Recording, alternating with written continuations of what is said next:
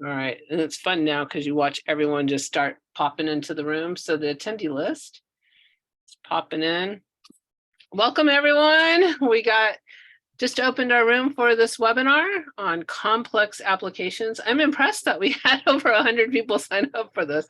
I'm like, usually the word complex or like advanced gets folks going, it's kind of scary. So welcome to our webinar. We're going to start in just a second. You guys are all just kind of entering the room. It's filling up very quickly. It's so exciting to see so many of you joining us. This must be a good topic. I think they're all ready to learn about the application process. Jordan, what do you think? Yeah, looks like it. Nice to have so many people join. Yes. And just as we're getting ready to get started, this application process can be for really any organization. You're going to hear us talk a bit about the United Way application process, but whether you're a United Way or not, if you have any kind of grant application process, scholarship process, funding process, we had a lot with COVID where folks were giving out relief money or disaster relief money or anything like that, where you have that process in place that people have to apply. This is going to help give you the information you need to be able to put it together with your website. And we are calling this a complex application process. It is. We're part 1 today and part 2 next month. Next month, it's going to be more about the review process and the quarterly reporting type of process. So hang on tight. There's going to be a lot of information thrown your way. We are recording this. And with that, let's just get started. Jordan? All right. Yeah, welcome everybody. This is just to repeat part 1 of our complex application process. Part 2 will be next month in February. So just a little about the presenters today. You've seen all of our faces before. We are all of your account managers that you guys work with on a daily basis. I'm Jordan, but we've also got Allison as a presenter as well. And then Christina and Chrissy are on with their smiling faces, and they'll be helping to answer any of those questions that you guys are putting in. And before I jump into the agenda, do we want to recap just quickly on Zoom webinar? Yes, welcome everybody. So yes, Chrissy and I will be kind of managing our Q&A. So if anybody has any questions in regards to what you see today, please hit the Q&A button at the bottom of your window, and we'll be on standby to answer your questions. Thanks, Christina. Okay, so let's get into it. Our agenda for today. We're going to cover a couple of different things today. The first one is going to be web form user types. So what type of user roles actually use web forms when they're coming to your website? For the application process, there is usually a landing page set up where users will go to log in and apply. We're going to cover all the web form features and styling when it comes to creating that application. Details. There are so many little checkboxes that you can play around with. We're going to explore a lot of those today, go into how to manipulate the data to get the results you're looking for, and some tips and tricks just about the entire process as a whole. And we did have a poll question that we wanted to put out there for everyone right at the start. Allison, do we have that poll ready to go? I believe so. It should be up on the screen. If you would, please. You should be able to start. People are clicking. I love watching. It's like a little Christmas light. So please, if you would, take a moment to look at your screen and answer this question. This just helps us know who our audience is. And some of you might just be kind of checking out the whole web form process and seeing what's going on. Some of you might be really actively already engaged in this process.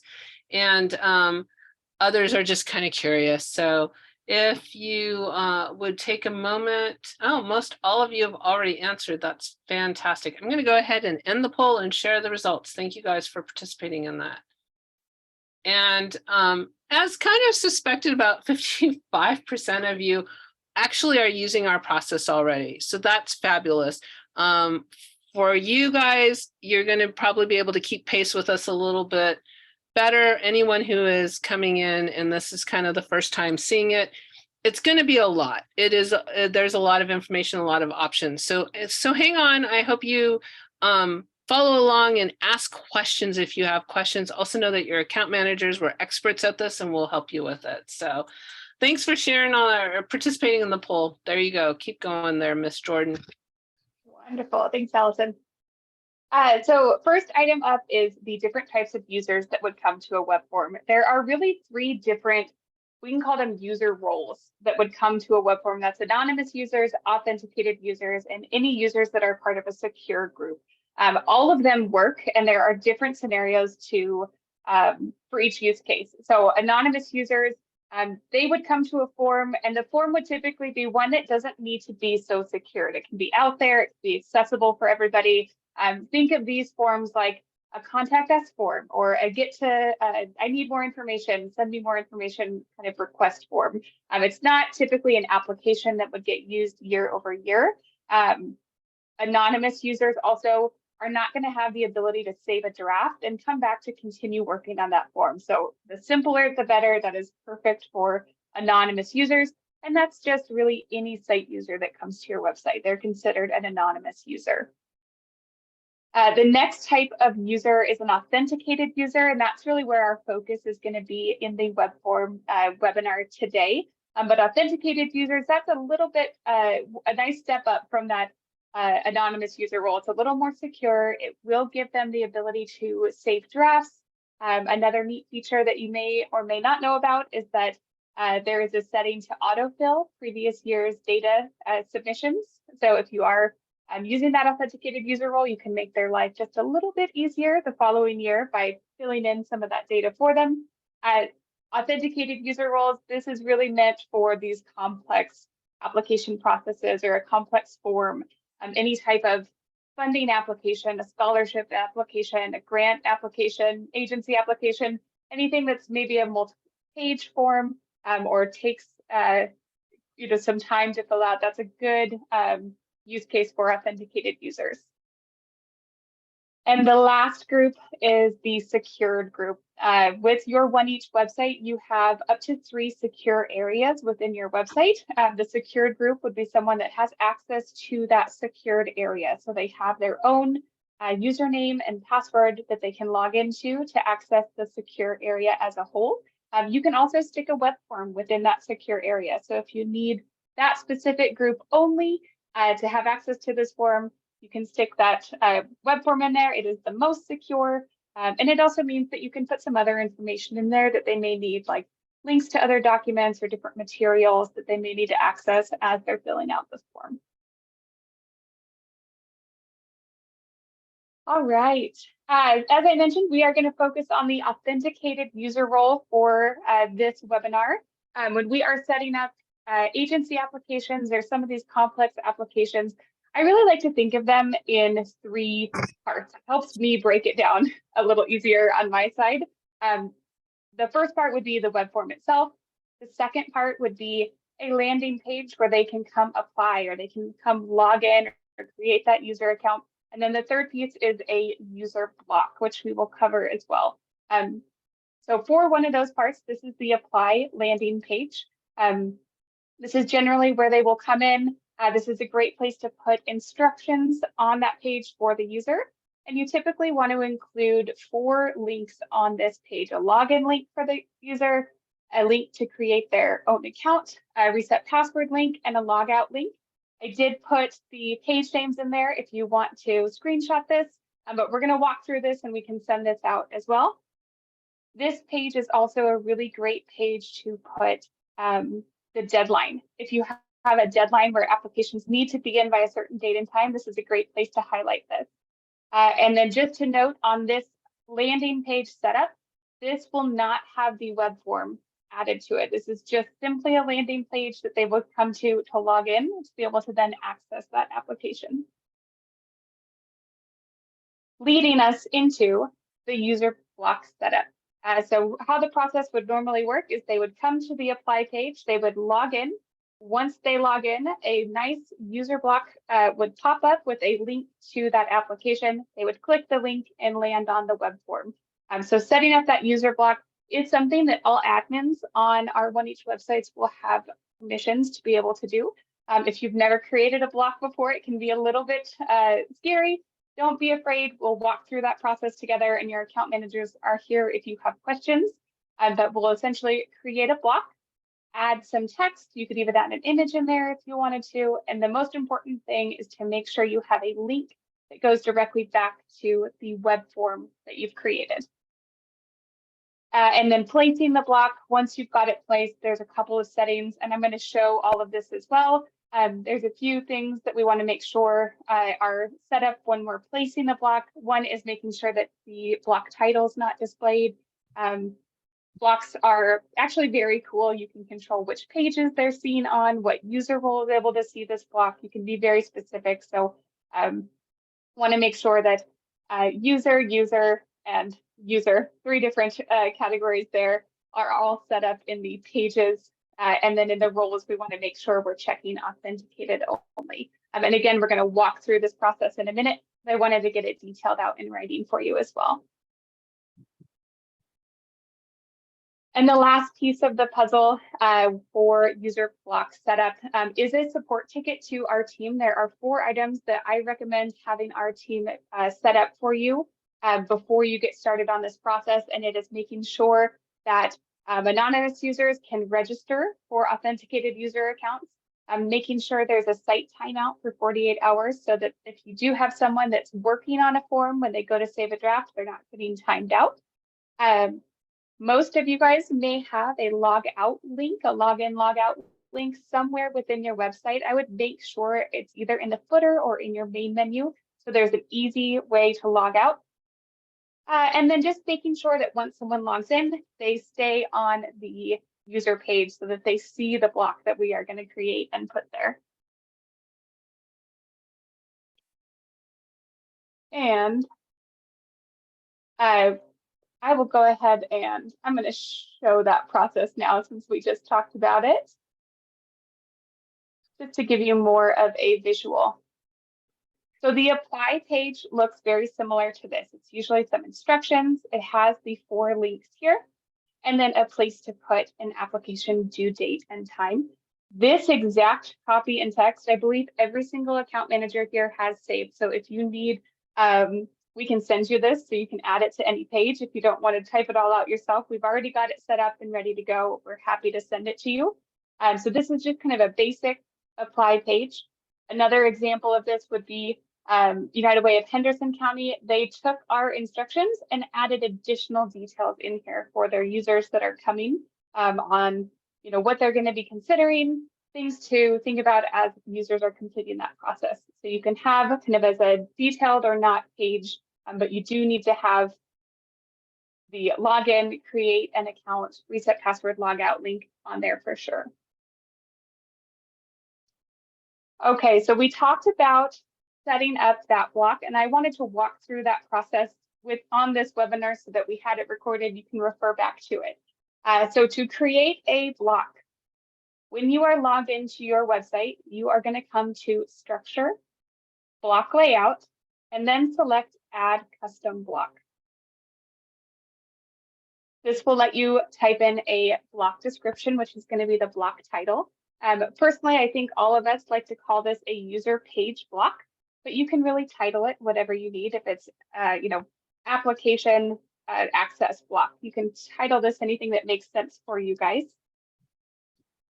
And then in the content area here, this is where we can add in that quick link to get to the web form application. So typically it's like a click here to access our application. Maybe we center this and make it a heading size. And then we're going to hyperlink to here. And I would put in our web form agency application. I will grab from here. And we can add more details in here. If you wanted to put a logo, you could. You can add some more text or more instructions. But the most important thing here is getting a link back to the web form. Once you have your content and your block description added, we can click the Save button. This is going to bring us to a new screen that will let us place the block. So as I had on that slideshow, we want to make sure this display title is not checked. That will display this block title right on the page for the user to see. You may want that. Most times I would say go ahead and hide that title. And then within the visibility sections, there are two areas in here that we want to pay attention to, and that is going to be the pages and the roles. And within the pages, as we had noted on our on that slide deck, go back one, we want to make sure that these three items here, users asterisk, user asterisk, and user asterisk, we're going to place those each on their own line right in this pages section, just like that. And what this is doing is just making sure that this block is only going to be visible on that login page. It's not going to pop up on other pages within your site. It's restricting it to this page only. And we are also going to update the roles section and just make sure that authenticated users only are the only ones that are going to be able to see this block. Then the last thing we're going to do is set the region. And the region for these blocks will always be the content region of your site. There's a few different regions. We always want to put this block within the content region. And then we will hit save. And you'll see here's our user page block webinar. It is in the content region of the site. And if you do need to make changes, if you want to add that block to another page, you can always come back in here and configure the block. This will get you access back to this page if you decided, you know what, I do want to display the title. I think it's helpful. Or if you want to change the page or the role visibility settings, you can do that from here. As a reminder, that page that we were just on that shows that block layout is under structure and block layout. This is the page it brought us to. You also can check out the custom block library. This shows any of those blocks that you have created, including our new one here. And this is the screen where you would edit that content. So if you need to change that link or you want to add additional information in here, you can always find it and keep adding content to it. And that block will look like, we should see it here on the user page. So I'm logged into the site, so I can see we've got two of them set up, one's from a previous time, but we see that block pop up right here. It's not going to show up on any other internal page or our home page. It's only restricted to show up here. And this is where that ticket comes into place, is having our team make sure that once someone logs in, they stay on this page so they can see that block. All right, I'm going to jump back to my slideshow now and go through the next slide I had up, which is a couple of fun web form settings. So with the authenticated user role, you do have the ability to allow users to save drafts within the web form, and then that submission autofill settings draft. Once you have your web form created, if you are in the settings tab and in the submissions tab, that's where all of these draft settings are that you can play around with. So I wanted to point that out. There's a couple checkboxes that we want to make sure are checked and some that are not checked as you are going through this process. So let's take a look at this is our Papago demo theme. So it's the one we're always using to test on. This is our agency application. If we jump into the settings view, and then down into the submissions. And quickly, before I get too far, I do want to point out, this is our demo theme. So we do have Stripe is in test mode. This is good news for our demo theme. We don't want it in live mode, but if any of our customers are using Stripe within their web forms and you see test mode, please let us know. We want to make sure that it's in live mode for you. All right, sorry to get sidetracked there. On the submissions page, if we scroll down toward the bottom, we will find submission draft settings. And the big one to make sure that is checked here is that authenticated users is the only option checked in this section. The other item I always like to make sure and double check is that it is not checked is this allow users to save multiple drafts. This can cause a lot of confusion sometimes if a user is creating 3, 4, 5 drafts of the same application. They may not be submitting the correct one to you guys once they get through. I always say only let them work off one draft so that when they log out of the site and they log back in, they're working on the same draft every single time until they submit it. And then if you are choosing to use the same form year over year, this means you don't necessarily have the year in your web form title. It is just agency application or funding application. There aren't a lot of major changes you are making to the form. You can check autofill with the previous submission data. And this will allow you to put in a great autofill message here, something like, welcome back. We've, pre-filled out your form with last year's data. Please make sure you go through and update anything new that needs to be changed. You can put a nice message in here, but it just saves the user time if they filled the same form out the year prior. The other thing you can do is you can tell the site which elements to autofill, which is very, very cool. So if you know things like their name, address, their mailing address, that's the same year over year. You can leave those selected, so the site will automatically pull that information in for them.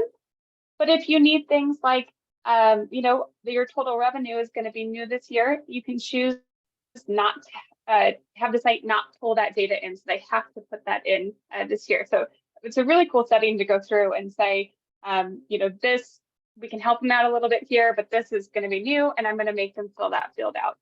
So I love that it gives you the ability to break that down by every single element you have on the form.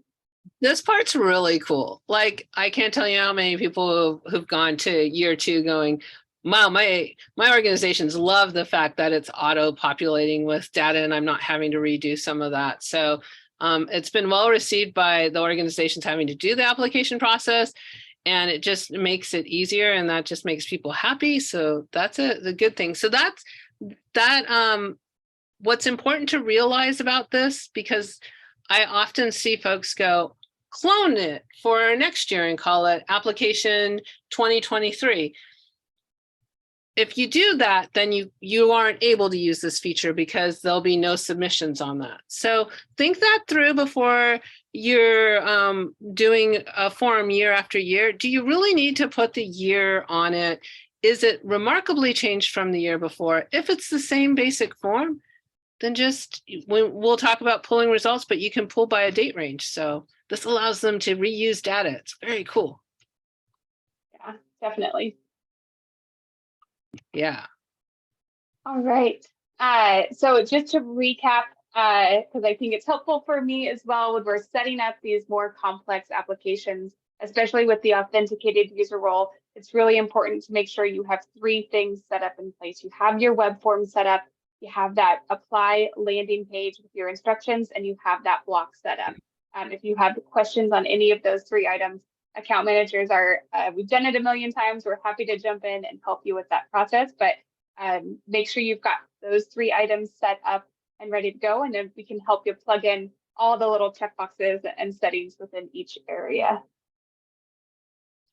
And I'm going to verbally answer Stacy's question that just popped up about if you do have changes to it, what can you do about fields that you don't need from the previous year?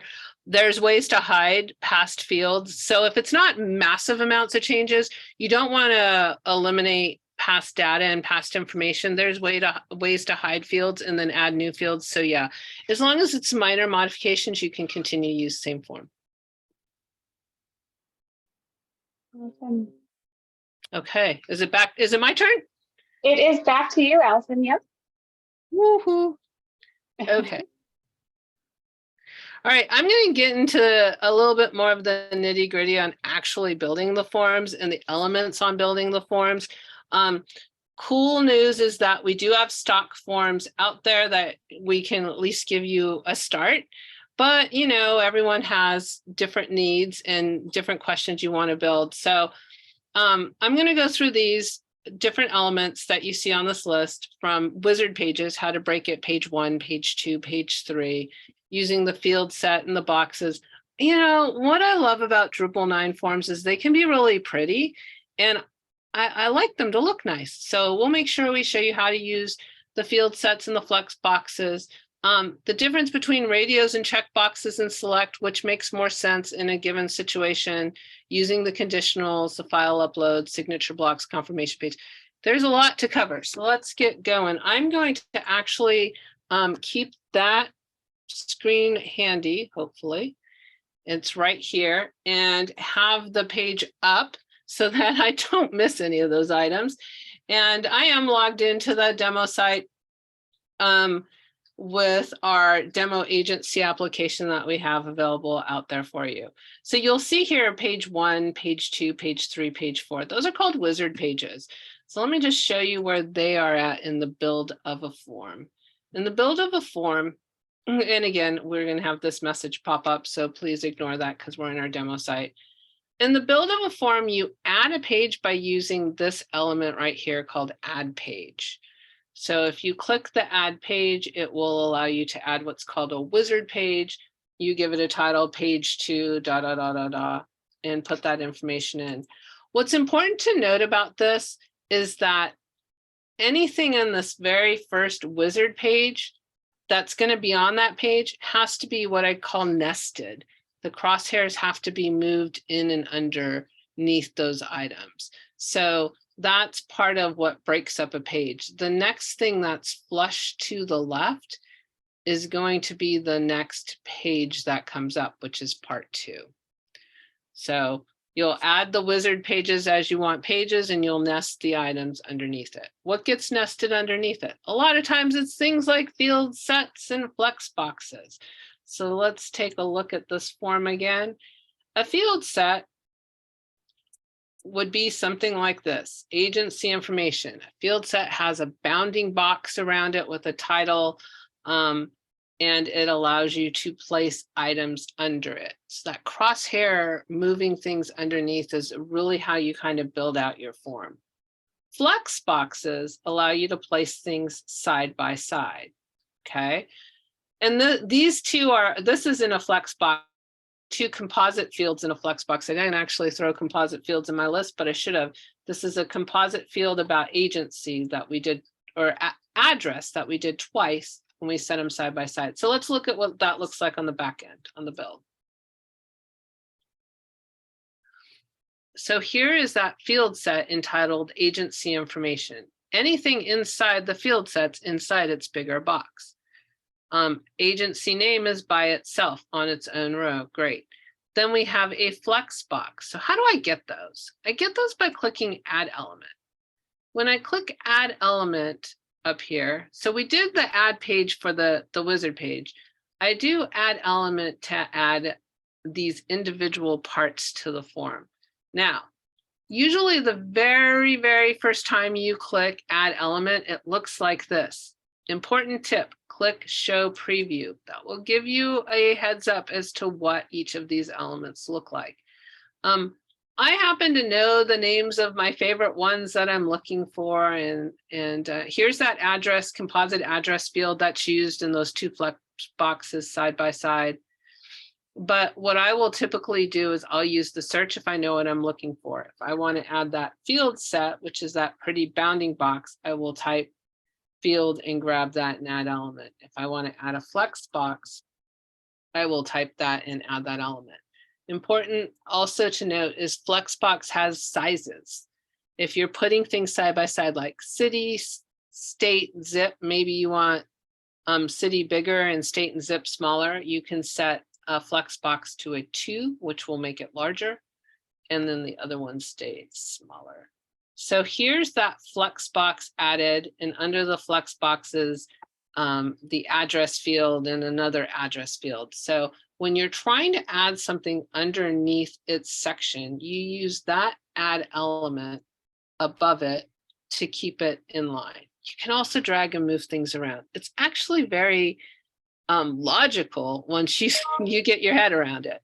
So there's a real logical process in how you build these forms out and how you lay them out together to get things side by side and in what you choose.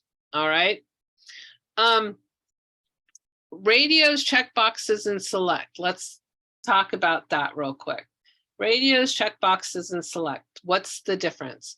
A radio is the circle and you can only pick one answer. right? A checkbox is the squares, and they can check as many as they want. What days can you volunteer? Monday, Tuesday, Wednesday, check all that apply. So, and then the select is also a select is a 1, and that's that drop down long list. That's like what state. If it's a really long list, I'll use the select, but most of the time I'll even use checkboxes for fairly long lists and just put them in columns. So those are some options out there. Conditionals. Conditionals are super important. If they click this, then this happens. I have a sample up I'm going to show you. I'm actually working on this application with one of our customers. Their agency application, they're starting with prerequisite questions. We've seen this a lot. Are you a 501c3? If you're not, you can't apply. So if they say no, then they have a message box that says, nope. And we can turn off the other button. If they say yes, then they have another question that they also have to say yes to, and they have to say yes to. And the minute they say no, they're pulled out of the process. Those are conditionals. Those questions aren't going to open unless the condition is there for it to open. This message is going to pop if the condition is there for it to pop open. How do you set a conditional? A conditional is set by, I'm looking for a conditional here. Let's see. Page, do you have a second program? So second program is going to appear if they said, yes, I have a second program. I got a second program, so I need to do that. So the thing that's being affected by the answer to the question is program 2. Program 2 is a conditional feature. It's going to be visible if do you have a second program value is yes. So that's a conditional. Conditionals are really kind of a cool thing.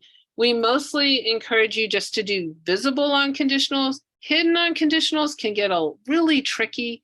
And usually you just like, it's a yes, no. If they say yes, then this shows. If they say no, then this shows. This is visible when this happens. So you can build out the fields around it.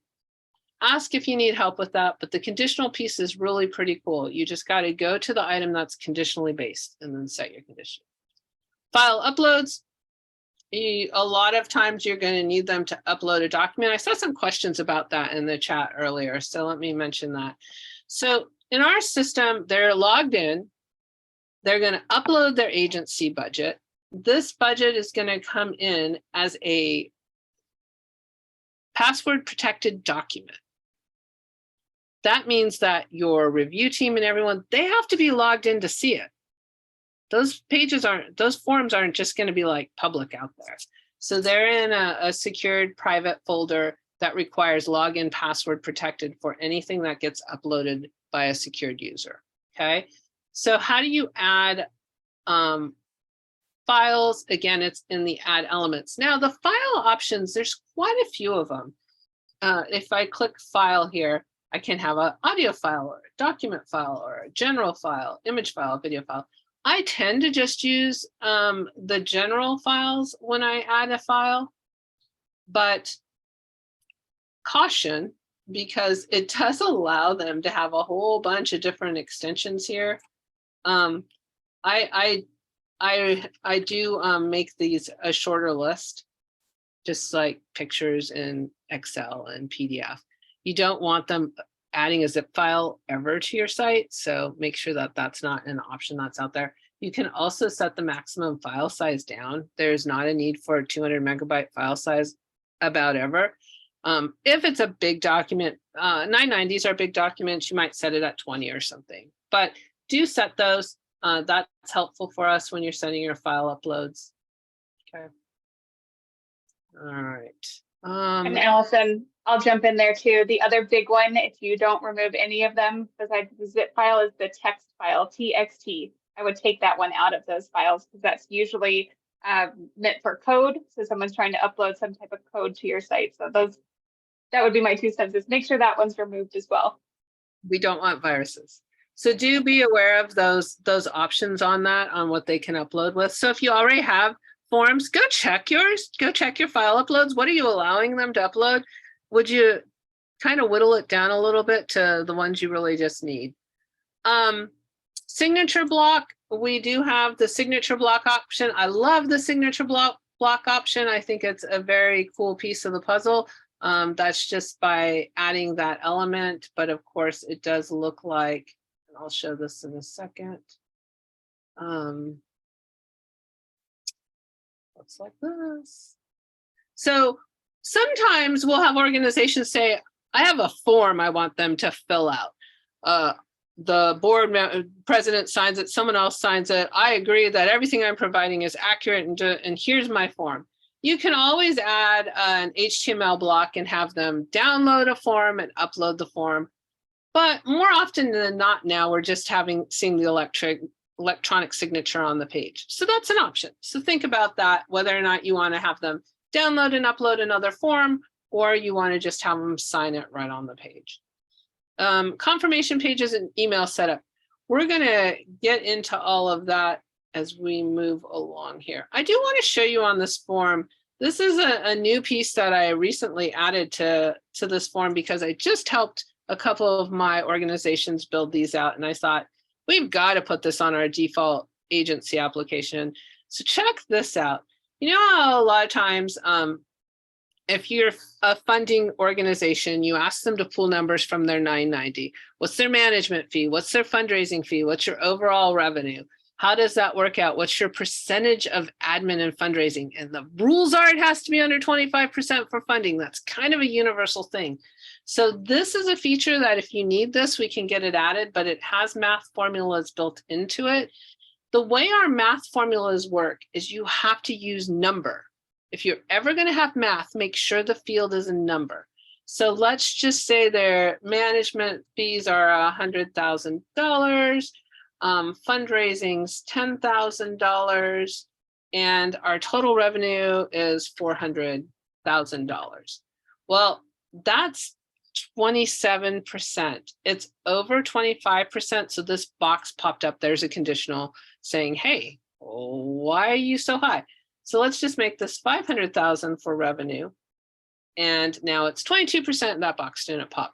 So this is a nice little pre-done math formula. If you want it, contact your account manager. We'll drag it over to your form for you. So I hope you like this. I thought this was kind of cool. And after building it twice, I said, we just need to make this available. So the cool thing is when we build things like this, you can have them. Just ask us. All right, let me see what is my next slide and we'll get to the, okay, here's just my little important details. I've actually probably said all of these things, but just in case I didn't, I have a list here. So I remembered the crosshairs that I talked about, and I talk about nesting. So when we go to the build of this form, sometimes I will have a customer go, mine doesn't look like this. I don't have these crosshairs. Over on the far right here, it says show row weights. If I click that, if your site looks like this and it has these weight boxes, once in a while I see that happen, click the hide row weights and you will have crosshairs. You want the crosshair view because the other one's way too complicated for my brain. This is very easy and logical for me to understand that as I drag things in and out of the crosshairs, they're going to move around, right? And anytime you drag anything, it's not going to save until you scroll down to the bottom and you hit save. But everything's got to be nested just so. You got to be under your wizard page. You got to be under your field set. You got to be under your flex box. So get used to that. It's a nice little system. Let me not save what I just did because I kind of whacked out my page. Text areas. So this is also cool. We didn't used to have this. Text areas. So you're going to ask them, hey, tell me all about the program. But then you're like, but don't tell me that much because people can go on and on and on. So you have some control settings now with your text areas. So that's kind of a cool thing. So let's find a text area down here. Text area. explain how this funding is going to be used. So let's go to that text area. There you go. This is a box where I can tell a bunch of stuff. So the type here is a text area. You have options. You can, of course, add a description, include whether the funding is going to be used for this and this. But here's what's important. It's the form display. By default, all text areas are 4 rows. Sometimes you're like, well, I don't want to give them that big of a box. I will sometimes set this to be 2 rows. Just kind of make the box a little smaller. Or I really do want them to put a lot of stuff, and I'm going to take it up to 10 rows. I'm going to make it bigger. So you can adjust like the number of rows. Always going to be 4, and they're always going to have the ability to make it bigger or smaller if they want. But it's more about that visual impact for them, right?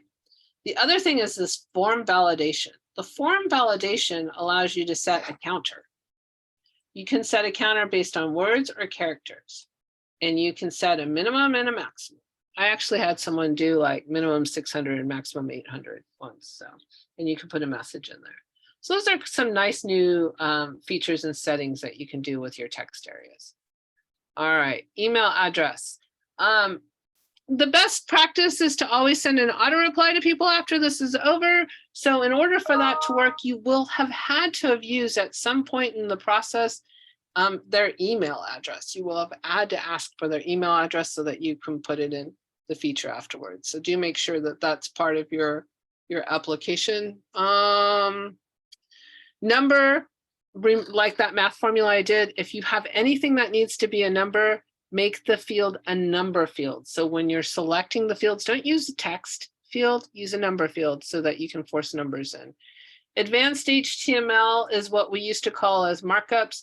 Advanced HTML is going to allow you to put hyperlinks in, pictures in, whatever you want as far as that goes. So when you check for HTML, there's a basic and there's an advanced. Why use basic when you can use advanced?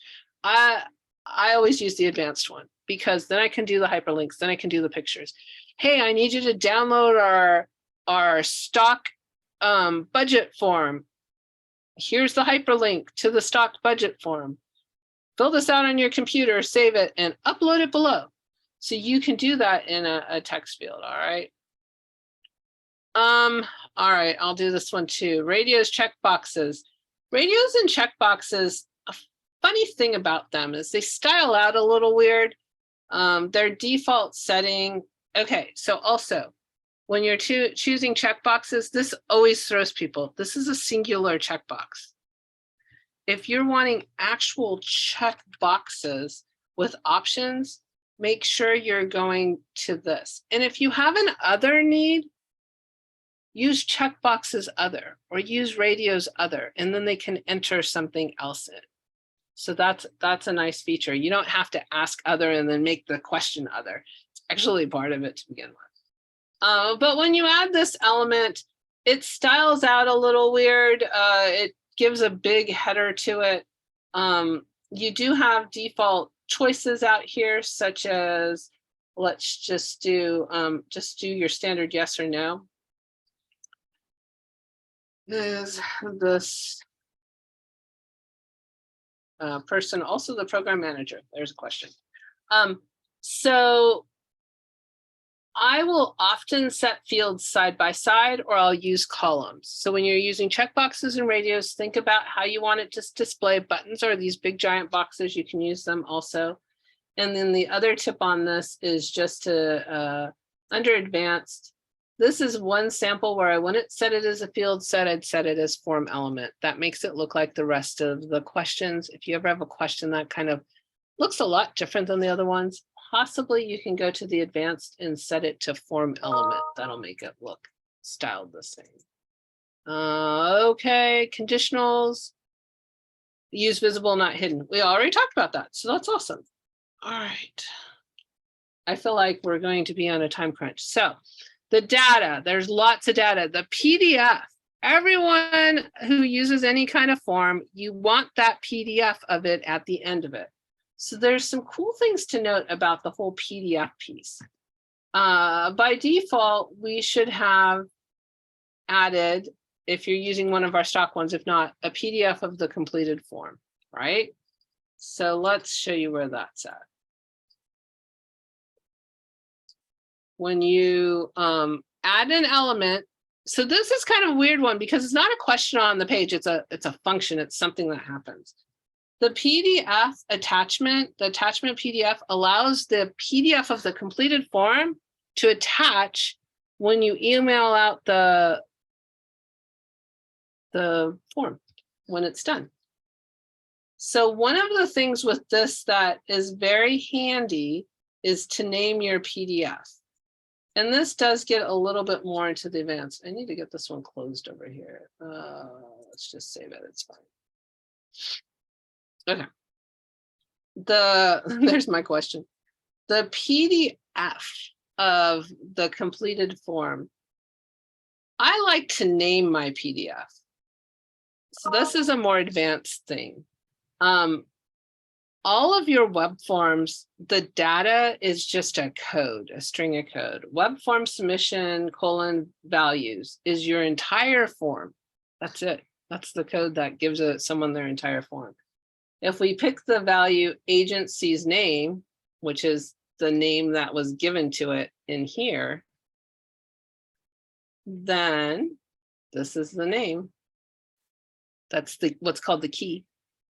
Then it'll put that name in with the application name at the end. So if you've ever like gotten those PDFs at the end and they all say submitted application, and they all have the same name, you can actually control the name of them. And that can be pretty handy for you. I'll show you by looking at the results tab here. I told you that there's a lot in this. So in the results tab, these are our sample ones. This application is good news application. That's that agency. Sample application, test application. So you're able to actually control the name of the PDF. All right. We mentioned this, the hyperlink to the documents will only open when logged in. So when you send them as attachments, you can edit the form for users. Do remember that if someone's an authenticated user, they log in and they submit an application, can they go back and edit it? Not unless you turn that option on, which most people don't. So typically what you will do is you can actually help applicants because you have the ability to log in and click edit in this results tab and edit their application. So if someone needs help, you are able to help them. You're able to edit it and able to help them. We talked about limiting the type and the file size for file uploads using the same form year to year. And I know that Jordan showed checking the autofill previous data. I think that's super cool. That's very helpful.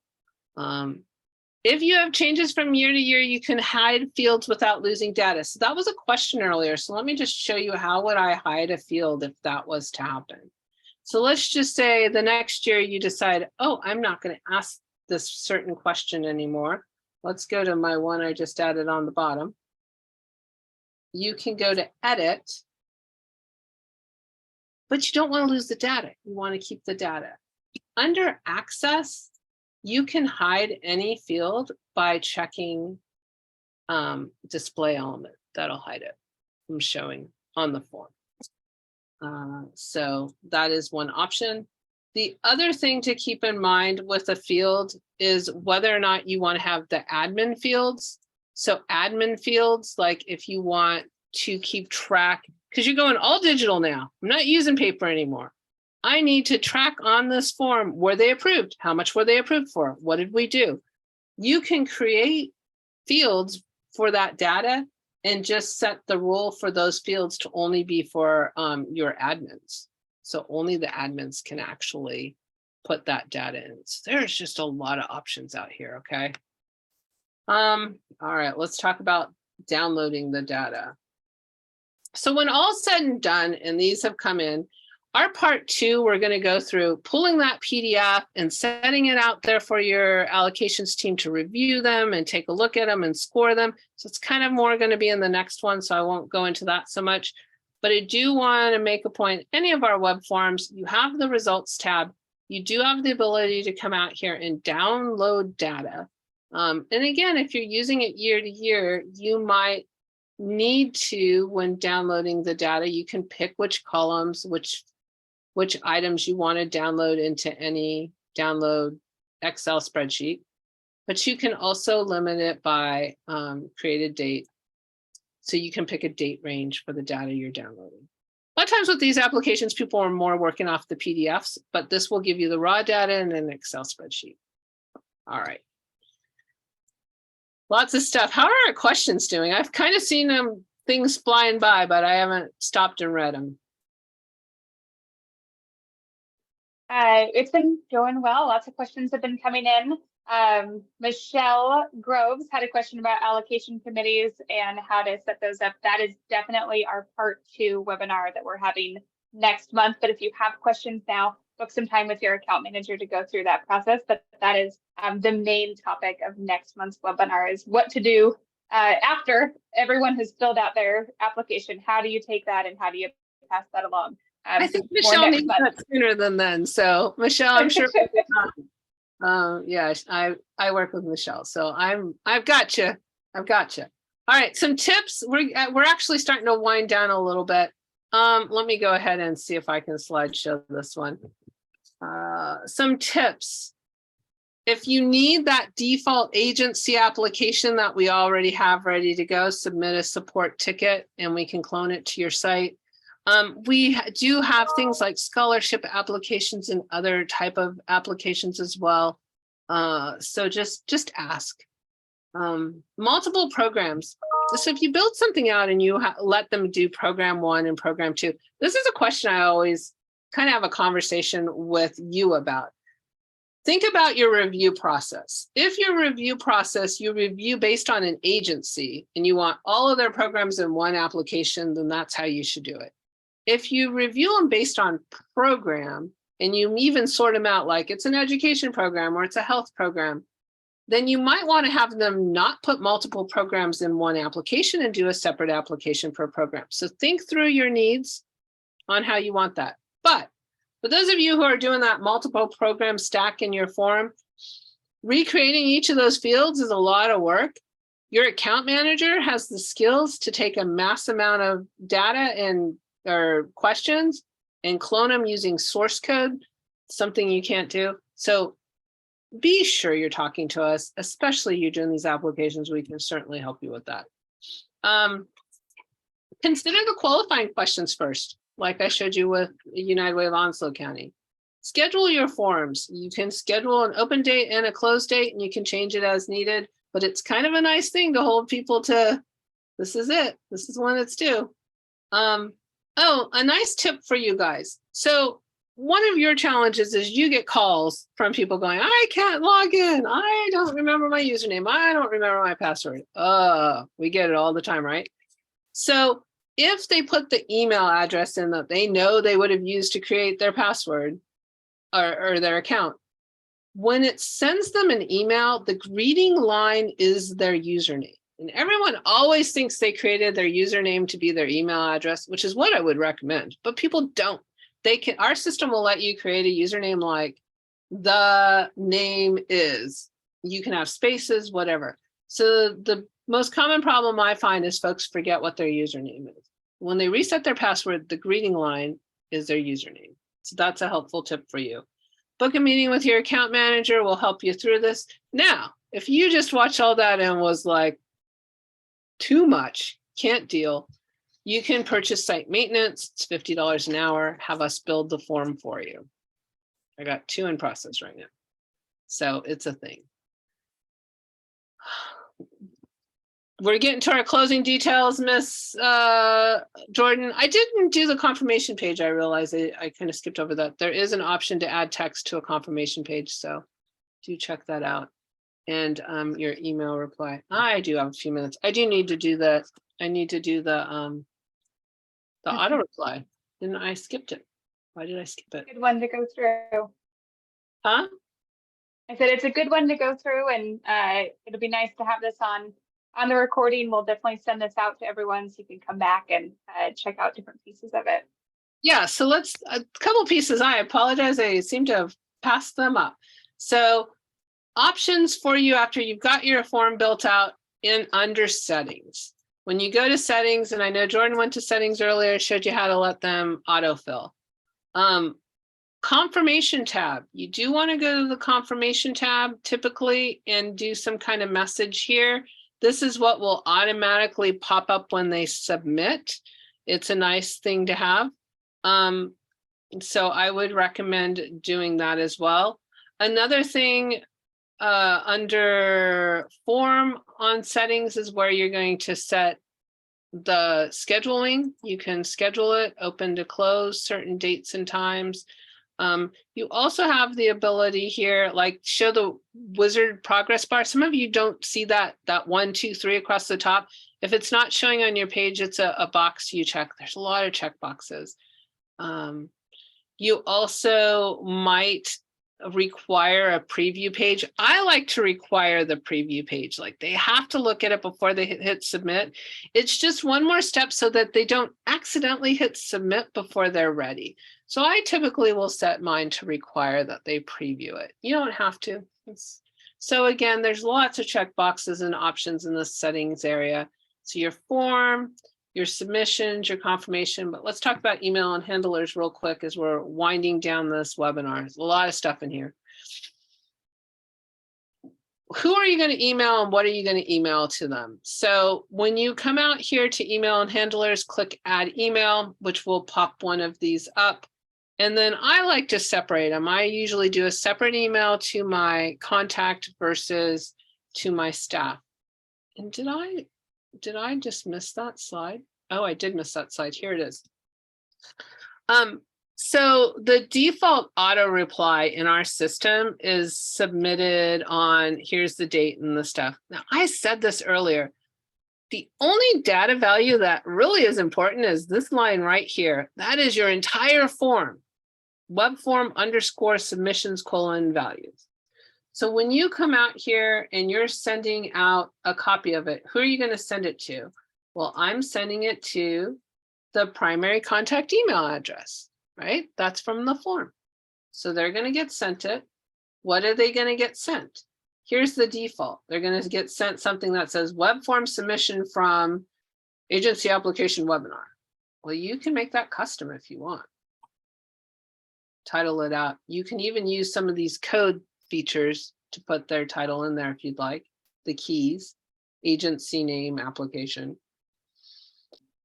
And your body is a default. You can also customize out the body if you'd like, which I frequently will do, and change it to a custom body and say, thank you for applying.